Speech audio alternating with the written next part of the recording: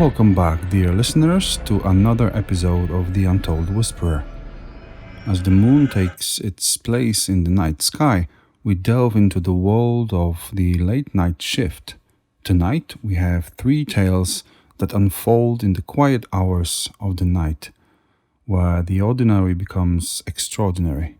So sit back, relax, and let's journey into the twilight. This is the Untold Whisperer, and our night shift begins now. The Locksmith's Midnight Mystery. Life has a way of picking your locks, revealing hidden chambers you never knew existed. In my career as a 24-year-old locksmith, I've encountered my fair share of cryptic requests. Some folks are too wrapped up in their lives to offer much of a greeting or explanation. So when I got a late night call in 2019 with the terse message, "Locks broken, need help," I wasn't taken aback. I hopped into my old van, a steadfast companion on these nightly excursions, and hit the road. The strains of Toto's Africa on the radio set a laid-back mood, a stark contrast to what the night had in store for me. The address led me to a nearly mansion-like house with an impeccably maintained garden. The front door stood slightly ajar, and I could instantly tell that the lock was a victim of a crude break-in attempt, battered, most likely by a hammer or something similarly unsubtle. It wasn't the finesse I'd expect from a professional lockpicker. I knocked, expecting the owner to reveal themselves, but my knock echoed through the hallway unanswered. My cell buzzed with a call from my wife, asking when I'd be back home. It was getting late, and she was ready to turn in. I told her I'd be home soon, just one last job. With no response, I stepped inside the house, calling out every once in a while, but the silence hung thick. Figuring the owner might be out back, I ventured through the house and stepped onto the patio. The sight that greeted me stopped me cold, a body floating face down in the pool. My first instinct was to help. Rushing to the pool's edge, I managed to fish out the body, but it was too late. The man was dead. I laid him on the poolside, my heart hammering in my chest, and dialed my dispatcher. In hurried, terrified whispers, I explained the situation, and they urged me to call the cops and stay put. I agreed, only then realizing that I was drenched and my fingerprints were now on the victim. Cops arrived swiftly, and they were thorough. I had the luxury of being kept in the loop thanks to a friend of mine on the force. The dead man was a tenant, not the homeowner, who was revealed to be an entrepreneur living out of state and entirely oblivious to the tragic events in his house. The service request traced back to an internet cafe nearby. I waited 3 long months before the police tracked down the security footage. It showed the tenant nervously sending the service request, glancing over his shoulder every few seconds, paranoia etched in his face. And that's about it. No one knows what happened between the time of the request and my arrival. I still think about it sometimes. I mean, what happened to the guy? Was he trying to ask for help in his own way? We might never know. Sometimes life's like that. You're just going about your day, fixing locks, and then suddenly you're part of a story that no one can finish. The Final Order, A Tale of Twilight. There are moments in life that etch themselves into your memory, refusing to be smoothed away by the relentless tides of time. That night, the last delivery was one such moment for me. It was a Friday, the pizzeria buzzing like a neon hive, the air heavy with the aroma of baking dough and melting cheese. I was working the late shift with Tony, the usual hectic dance of orders, drivers, and complaining customers. Tony, a wiry guy with an unruly mop of hair, had this strange ritual of always taking the last order. Said it was his good luck charm. But that night, he looked different, pale, his usually sparkling eyes clouded with an unspoken worry. Michael, he said, sidling up to me as I was boxing up our margarita, I need a favor. Sure, Tony, I replied, absently reaching for a can of soda. Can you take the last order tonight? He said, handing me a slip. I looked at him quizzically but shrugged. He was a good friend and didn't ask for favors often. Soon I found myself driving down unfamiliar streets, guided by the soft glow of the GPS. The city fell away, giving way to rows of dilapidated houses that stood like silent, decaying sentinels. An uneasy feeling twisted my gut, but I kept going. The GPS led me to a narrow lane, hemmed in by overgrown bushes and the overwhelming scent of decay. The houses here were a forgotten relic, remnants of a time long past. I dialed the number on the order slip. A woman answered. Her voice was like the crackling of dry leaves. Straight down the lane. Last house on the left, she said. I drove on, the gravel crunching beneath my tires. It felt like ages before I spotted the house. A single window in the dilapidated building was lit, casting eerie shadows that seemed to dance in the surrounding gloom. An impossibly long driveway led up to it. The house looked like it had more in common with the surrounding bushes than the dwellings of the living. After what felt like an eternity, I parked and carefully climbed out, pizza box in hand. The front door was a dark monolith amidst the dying exterior. I rapped on the door, the sound echoing in the stillness. After a long, breathless moment, the door creaked open. A man stood there, a guy in his mid-30s. His wide-eyed, haunted look gave me chills, yet he managed a feeble smile. "Hey," he said, his voice hoarse. "Thank you for coming all this way." "No problem," I replied, although everything inside me was screaming that this was far from normal. The man was jittery. His eyes darted over my shoulder to the darkness behind me. I passed him the pizza. Our fingers brushed, and his were ice cold. "Just one moment," he said, leaving the door slightly ajar as he went to get the money. I stood there, the chorus of crickets my only company, the glow from the single-lit window painting ghostly images on my retinas. Time seemed to stretch, seconds morphing into agonizing minutes. Then I heard it, a faint whisper from inside the house. The woman's voice, unnaturally calm, almost soothing. "Is he still there?"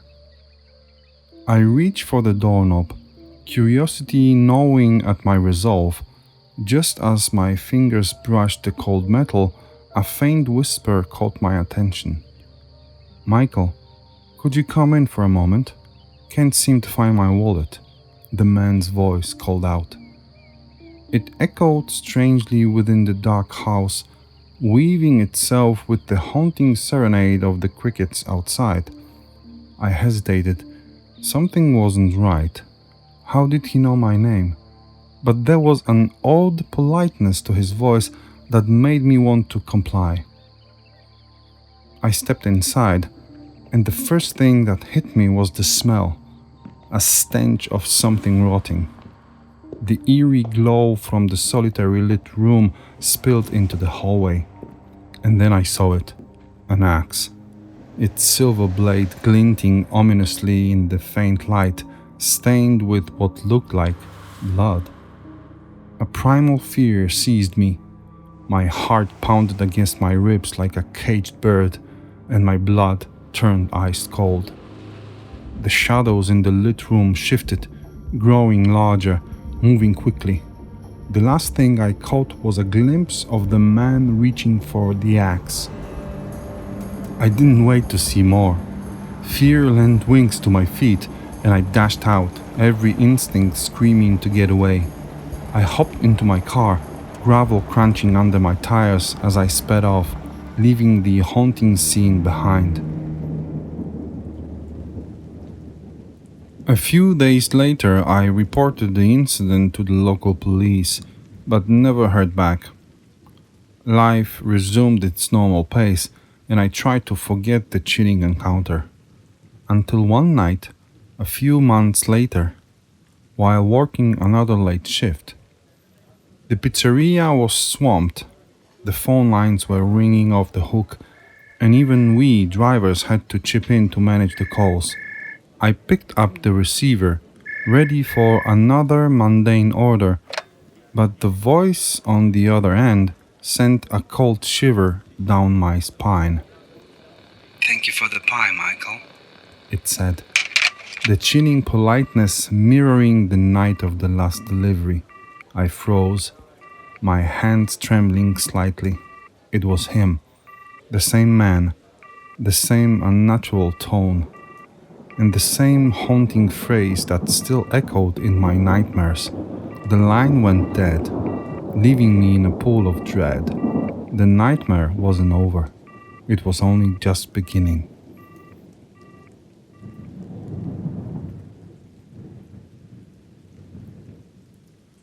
The Night Shift, Chronicles of an Air Traffic Controller. Some days you look back, realize there were things you saw, you heard, that didn't quite add up. Like this one. I'm Larry Halls, working air traffic control at Oakwood Airport, nestled just north of the Tennessee hills. Been doing this gig for years, although I had a different path charted out, a dream of a career soaring through the skies as a commercial pilot. But those dreams ended in a tangled mess of metal and burning fuel. Those seconds of terror live on as scars, physical and otherwise. The tower was a weathered monolith, an amalgamation of cold concrete and blinking lights, a comfort against the empty black expanse of the November night sky. Just me and the hum of the radar, the ghostly echo of pilots' voices through the headset. Each one different, each one unique. Some trying to squeeze humor into the crackling transmissions, a shared laugh breaking the monotony, yet always tinged with the solemn respect for the vast void of the sky they navigated. Others maintained a professional facade, sticking strictly to protocol, their voices a blend of routine check-ins and concise confirmations. In this world of voices, I was the invisible conductor, ensuring the symphony played on, guiding them through the unseen perils of their journey, and all the while the buzz of the radar was my constant companion, the rhythmic pulse that mapped out the skies. Plane chatter flickered around me, the repetitive drone of call signs and coordinates, like a strange melody only I could understand. Outside, a storm was brewing, a restless energy that tingled at the back of my neck. All units, I sent out over the comms. Weather update. Thunderstorm rolling in from the west. Expect heavy turbulence. Now, storms in November were a rare breed in these parts, more of a late summer thing really. But this year had been different, the summer stretching its languid, warm arms well into the fall. We were still enjoying unseasonably warm days, the kind that made you want to bask in the sun rather than be cooped up in the tower. Yet, with the warmth came the storms, a grumbling underbelly to the balmy afternoons, a lightning-lit reminder that nature played by its own rules. Tonight, one such storm was on the prowl, its dark mass churning ominously in the distance. Confirmation signals pinged back, all but one. A new blip on the screen, unregistered. Big commercial jet. Looked like a Boeing 747. Over 100 souls on board, if it was full. Unidentified aircraft. This is Oakwood Control. I tried, fingertips cool against the mic button. Verify your flight number and intention. Over. The line crackled back with silence, and a dull sense of unease pricked at my skin. Flickering fluorescent lights hummed overhead, casting long and disquieting shadows over the control panel. I found myself involuntarily shivering, my gaze fixed on the luminous green dot that represented the aircraft. Sweat began to bead at my forehead, a testament to the rising tension in the small, chilly room. On the sixth try, a voice filtered through the static, laden with an accent I couldn't place. They rattled off the flight number, the departure point, and the destination, Oakwood. They insisted they were on schedule, asked for a landing lane. When the accented voice broke through, I nearly jumped out of my chair. It was the kind of surprise that might have made me spill my coffee if I hadn't already finished it an hour ago.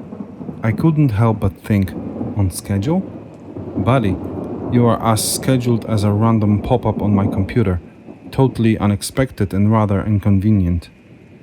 Caught off guard, I told them they had to maintain holding pattern until I had clearance from the higher-ups. Under normal circumstances, the request for holding pattern isn't something that's met with surprise from a pilot. It's a standard procedure, a dance every aircraft must sometimes perform before being granted the chance to descend from the skies. Essentially, the aircraft circles over a specific location, like a hound waiting obediently for a command. It's a practice employed when ground control needs a few extra moments to manage the busy choreography of aircraft on the runways or in the airspace, or in situations like these when we have an unexpected guest at our aerodrome. You might wonder why we need to wait for higher-ups in such a case. In the aviation world, safety is the paramount concern. An unidentified aircraft is a mystery, and mysteries could mean potential threats. The higher-up's job is to assess the situation and decide whether or not this aircraft can land safely without causing havoc for other scheduled flights or on-ground operations. The aircraft's agreement to maintain the holding pattern should have offered a sense of relief, a minor victory in my battle against the Enigma. But then the radar screen flicked, and their green dot, their electronic signature in the sky, just vanished. Air traffic control to unidentified aircraft. I tried again. A sinking sensation in my stomach. Check your radar transponder. Over. All was normal, they replied, though turbulence was picking up due to the storm over Bayport. Bayport? Confusion twisted my voice.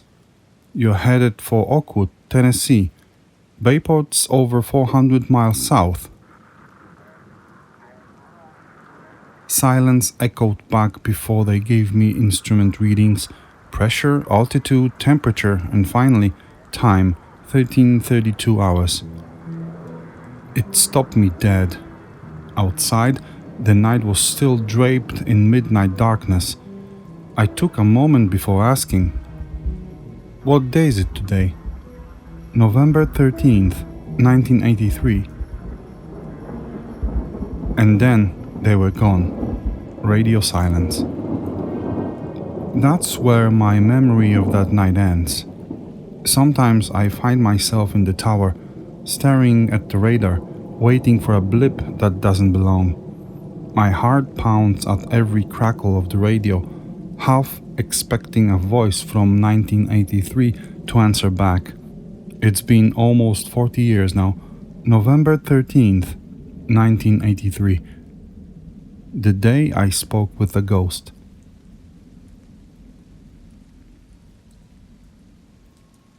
And there we have it, dear listeners. The night shift has come to an end. We've journeyed through the quiet hours, where the ordinary became extraordinary, and the night revealed its untold tales. If you enjoyed our nocturnal expedition, don't forget to like, share, and subscribe. Follow us on Twitter at Untold Whisperer for more behind the scenes and updates. And if you are feeling like a night owl, consider becoming a patron on our Patreon page for exclusive content and early releases. Until our paths cross again in the twilight of the untold, keep your ears open and your imagination wild. This is the Untold Whisperer, signing off. Stay curious, stay vigilant, and as always, stay untold.